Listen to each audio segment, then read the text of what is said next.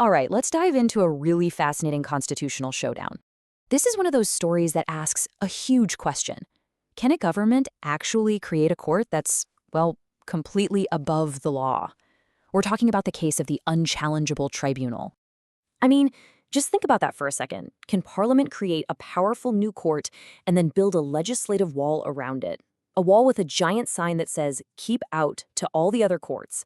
Basically saying, hey, whatever we decide in here, it's final, even if we get it wrong. That is the massive puzzle at the heart of our story. So here's how we're going to unpack this whole thing. We'll start with how this new super tribunal came to be. Then we'll get into the big conflict that attempts to make it unchallengeable.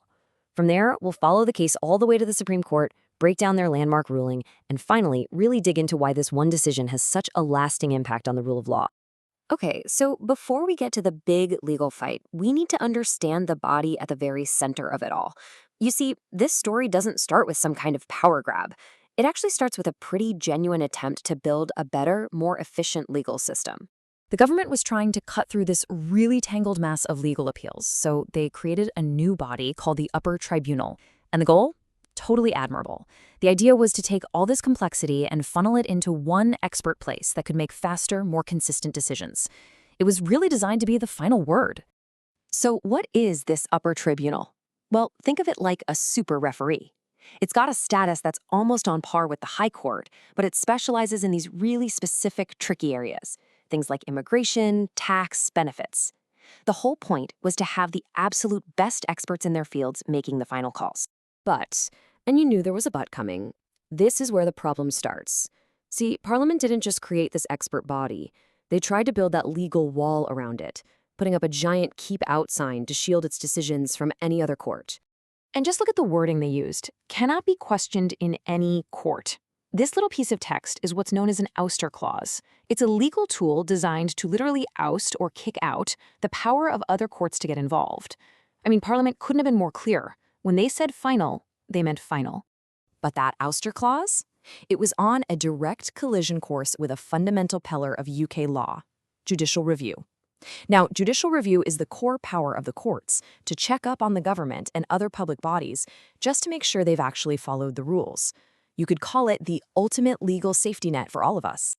So this is the dilemma, right? It's the classic unstoppable force meets an immovable object.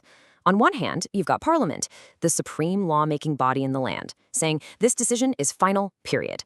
And on the other, you have this centuries-old principle that the courts must be able to step in and correct legal mistakes. So what gives? So how did this sort of theoretical law school puzzle become a real-world fight? Well, it all started with one man whose future literally depended on the answer, and his case would end up traveling all the way to the nation's highest court. And the journey was surprisingly fast.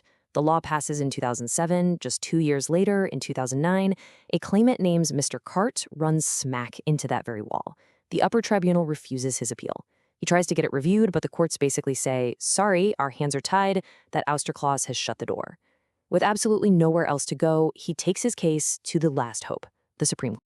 And that brings us to the climax, the main event, the landmark ruling in the case that would forever be known simply as Cart.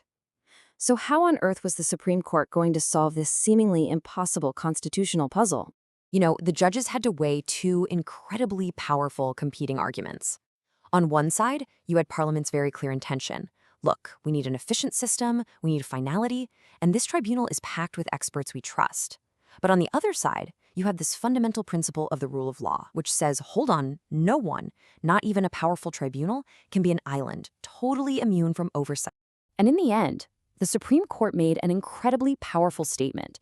They declared that the rule of law itself requires that these decisions can be reviewed. Basically, they said that Parliament could never have intended to create a legal black hole, a place where a serious error of law could be made and just never be corrected. But here's the clever part. They didn't just tear the whole wall down. No. Instead, they crafted a very specific key for a very small gate.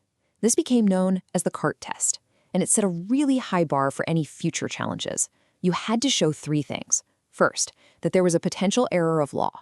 Second, that it raised a really important point of principle. And third, that there was a truly compelling reason for the High Court to step in and hear the case. So a compromise was found, a balance was struck, But what's the lasting legacy here? I mean, why are we still talking about this case so many years later? Well, the impact was profound. This ruling became a landmark defense of the rule of law.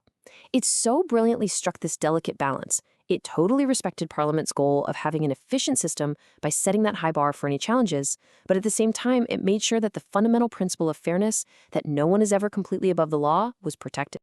At the end of the day, the court reaffirmed one core constitutional truth, and it is this. While Parliament is the supreme lawmaker, there is only one system of law, and it is the absolute duty of the courts to interpret and uphold that law for everyone, everywhere. No exceptions. And that really leaves us with a final question to chew on. We all want our legal systems to be fast, to be efficient, but we also demand that they be fair and that they be just. The case of CART is a powerful reminder that finding the perfect balance between those two essential goals is one of the hardest and maybe one of the most important challenges any society has to face.